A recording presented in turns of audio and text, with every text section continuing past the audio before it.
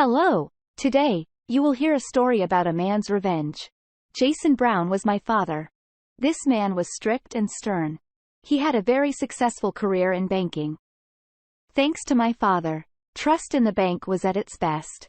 He was always able to extricate himself from any crisis situations and provide a reliable line of credit for clients.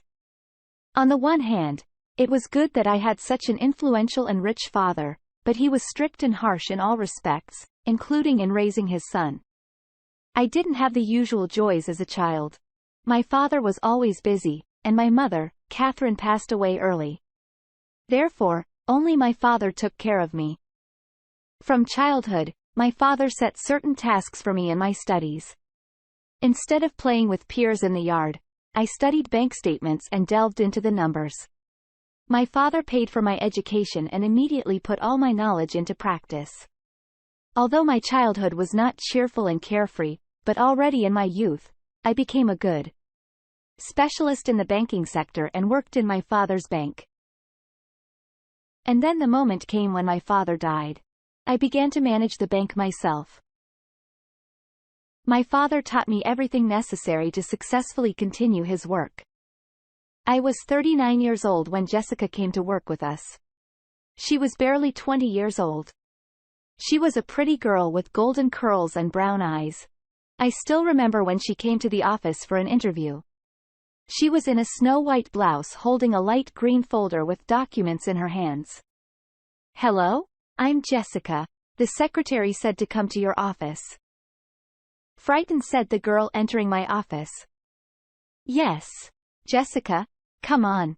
Have a seat," I answered. Here, I prepared a resume and other documents. Experience. Of course, I have little experience, but I was the best in my course. You can view. I see. Jessica, I see. You studied well. I take it this is not your first interview. Yes. Not the first, but I understand that with my little experience, it's hard to get a job. But I'm ready to start from the bottom if you trust me. Yes. Jessica, I see, but I want you right away. Working here requires a high degree of responsibility. Only those people who want to work for me. But I like your zeal. If I hire you, you won't let me down. Sir, I'm ready to convince you of this as soon as possible if you give me the opportunity. Okay. I need to see how you will cope, and then we'll see. Start with the assistant clock, and then we'll see. You are on probation, sir. You won't regret it. With admiration answered Jessica. I hope, Jessica, everything is in your hands. Don't let me down. I like this girl right away. Unlike most of my colleagues, I try to consider the potential among the younger generation. After all, such people could bring much more value than employees with more experience. And I decided to give Jessica a chance. Jessica worked for me for a couple of months, and I called her into my office. William, did you call me? Jessica asked me anxiously. Yes. Jessica, come in. Sit down. Am I doing something wrong? Am I in trouble? No, Jessica, I'm looking at your work. You helped to conclude chic loan contracts. I like everything. I wanted to thank you and offer you a full-time job. What do you think? William, that's great to hear. I'll be happy to keep working. That is great. Jessica learned quickly and could easily talk to any client. This girl grew up in the provinces, but this did not stop her from working with serious clients. I was glad I gave her a chance, and she didn't let me down. One evening, I was getting into my car and getting ready to drive home when suddenly I saw Jessica, who was hurrying out of the office. Jessica, it's late. Your working day was supposed to end an hour ago. Yes. William, I was late a little. I wanted to finish the work on the deals, so that tomorrow I could work on new projects. This is commendable, but I noticed that you are in a hurry somewhere. Yes.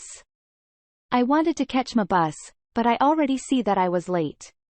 Jessica answered, frustrated, looking at a watch with a graceful white strap. Don't worry. Do you want me to give you a ride? William, I would be grateful to you, but I don't want to impose myself. What are you talking about? Get in. I'll take you. Where do you need? Thanks a lot.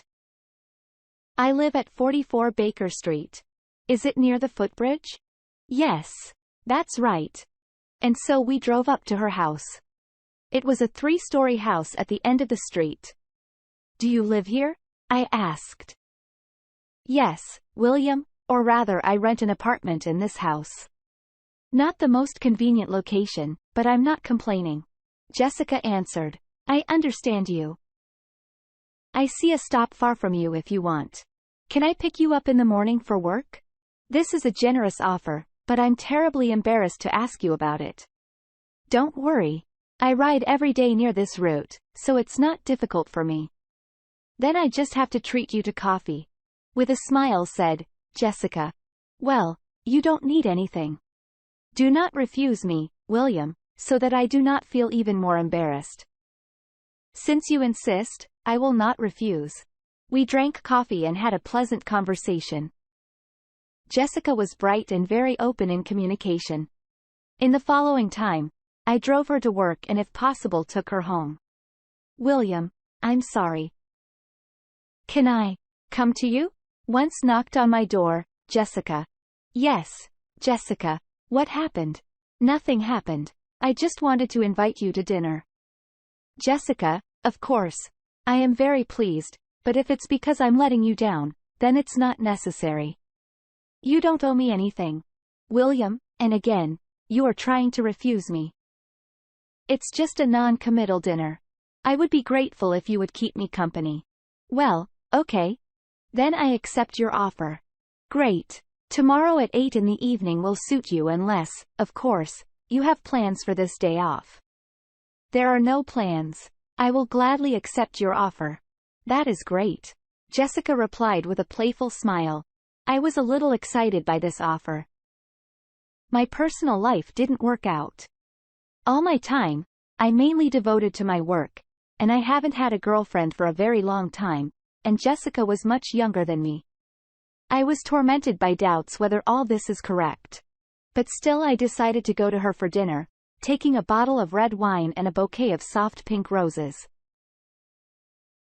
William, thank you. They are flawless. Come on, please, said Jessica, taking a bouquet of roses. Jessica was in a beautiful black dress that followed all the curves of her stunning body, revealing her wonderful feminine shoulders. Jessica, you look simply irresistible, I said with admiration. Thank you, William. I'm very pleased, coquettishly responded Jessica. I sat down at a small table on which there was a white tablecloth and cutlery for two was already arranged. A candle burned quietly in the middle of the table, creating a cozy romantic atmosphere. Jessica came in soon after carrying a tray of steamed roasts. I opened a bottle of wine and started pouring it into the glass while Jessica served the fragrant roasts on the plates. Help yourself, William. I hope I will not disappoint you with my culinary skills. Jessica, this is insanely delicious. I haven't been so spoiled by home cooking in a long time. William, I'm sorry, but I will immediately ask you a not modest question. Why is such a prominent man like you still without a second half? Yes. Somehow it didn't work out. I devote a lot of time to work and not every girl wants to live with my schedule like that. I am not very popular with girls, and I am no longer young. What nonsense. Personally, I would never look at my peers. These arrogant guys with porridge in their heads do not make any impression on me. I think that you, William, are a real dream for any girl. Your experience fascinates me. With a man like you, you can live your whole life without any regrets. Jessica, this is unexpected and quite nice. But you sure don't mind our age difference?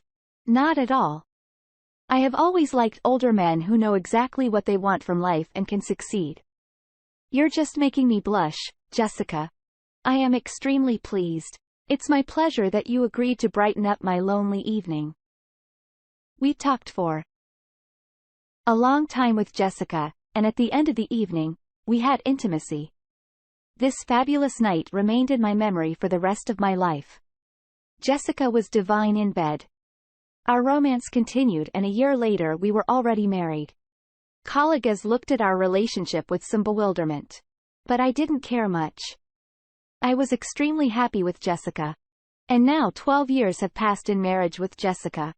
During this time, she has already become my right hand and has achieved incredible heights in her career thanks to my support. But lately, Jessica has changed. She has become a powerful woman. This was no longer the naive girl who charmed me with her smile and naivety. We began to spend less and less time alone, especially after Carl got a job with us. Honey, listen. I have a promising employee in mind. His name is Carl. He is now 25 years old, but he will be a real find for us. It has great potential. Jessica, are you sure about this? I asked in disbelief as I looked through this guy's file. Certainly. You two once gave me a chance, and I did not let you down. He too can pleasantly surprise you. I do not even know. He doesn't have a very high score in learning.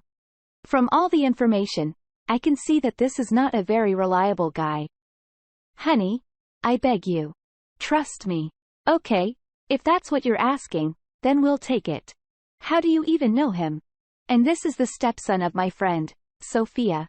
Somehow, we got into a conversation with him when I was visiting her. The guy has to get the job done. Well, then I trust you with this choice. Let him try. We'll see. And then Carl appeared in our office.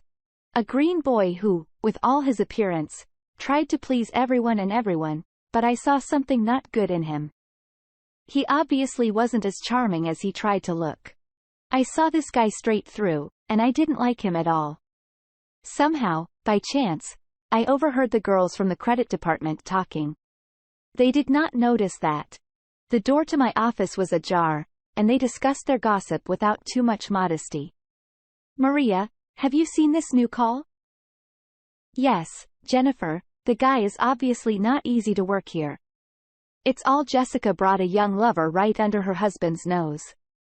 Settled in, bitch. It's true, but to be honest, I feel sorry for William. He promoted her up the career ladder and gave her everything, and she is still that bitch. Well, I don't know what to feel sorry for him. He chose such a bitch for himself. And it is better for us not to get into these family battles of theirs.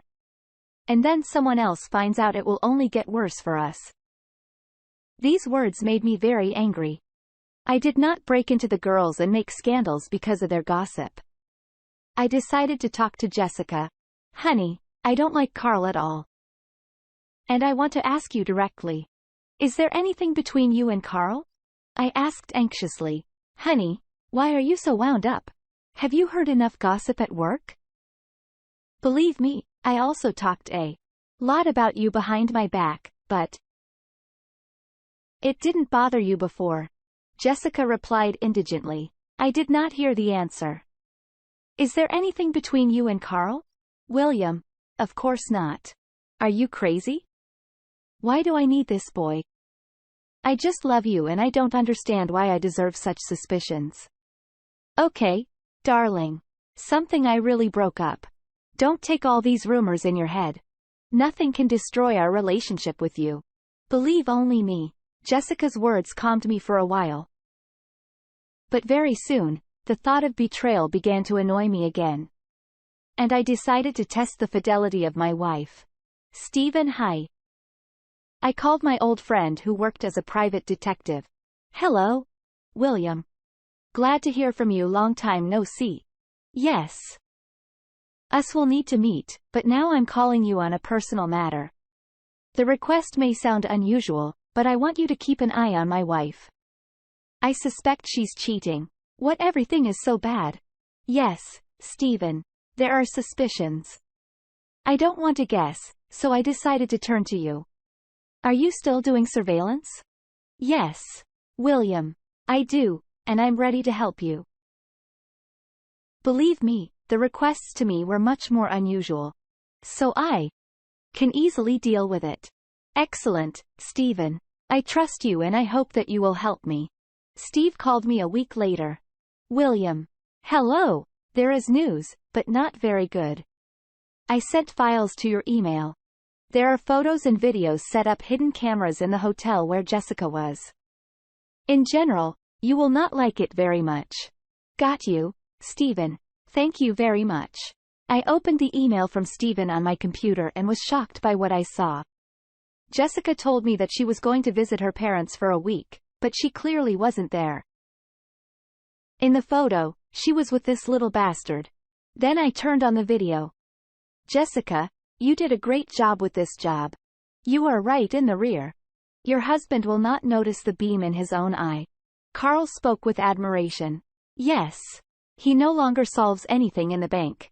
I practically own everything, and without me this old freak would not have coped. I'm tired of putting up with this bastard. I don't know what to think of so as not to be alone with him. Don't worry, baby. You won't get lost with me. We will manage everything in this bank ourselves, and we'll definitely figure out how to make good money on your husband. Now let's do something more interesting. It's not for you to tumble with a pensioner. Now I'll show you. With an excited voice, Carl pounced on my wife and began to have her on the couch. I just couldn't move or blink. What I saw shocked me so much that I just froze. Jessica blatantly lied to me, used me, and had fun with this young bastard. Pain crept up to his heart, which was beating loudly in his chest. I didn't have enough air. Fucking bitch, thank me properly for the fact that I brought you to the people. So we need to calm down, most importantly, calm down. I spoke out loud. I tried to breathe deeply to calm my heartbeat. I didn't want to get a heart attack because of this bitch. After a while, I came to my senses. But the business of betrayal did not allow me to think clearly. I did not know where to put my thoughts, what to do with all this. But I forced myself to calm down. I had to get revenge on those bastards for what they had done. It was Jessica's birthday soon, so I decided to congratulate the bitch by giving her a parting gift. I organized a splendid feast in a restaurant. All employees and relatives of Jessica were invited here. I got up from the table and tapped the crystal glass with a knife to get everyone's attention. Dear friends, thank you all for coming to this event. I won't talk much. I have prepared a video for you so that you all know what a wonderful wife I have, after which I will make the main gift exactly what she deserves. I turned on that video from the hotel on the huge TV when Jessica talked and fucked with Carl. Everyone was in shock. There was an awkward silence. Nobody expected this and didn't know what to say. I continued talking. As you can see, my wife is a real bitch who has become insolent to the end and does not put me in anything. William. Stop, please. Jessica tried to interrupt me. Don't interrupt the elders. You impudent asshole. So from now on, you no longer work in this bank. I deprive you of everything, and you will no longer be able to work in any decent bank. You can forget about a rich life. I'll take care of it, and you will see what you are capable of, as you said there, an undeciding husband. It seems to be so. You impudent bitch will return exactly to where you started. Only now it will be much more difficult for you. I promise you. I knew you little bastard don't catch my eye anymore. You can forget about your career in this area too. Here is my gift. I shouted, drinking a glass of champagne in one gulp and throwing it at the TV screen on which the picture of betrayal froze, then turned around and left. So I said goodbye to my unfaithful wife and her bastard lover. Thanks to my connections, I left this bitch without a penny, literally with a bare ass. Carl now also had few prospects in this life. I returned to my work, warning everyone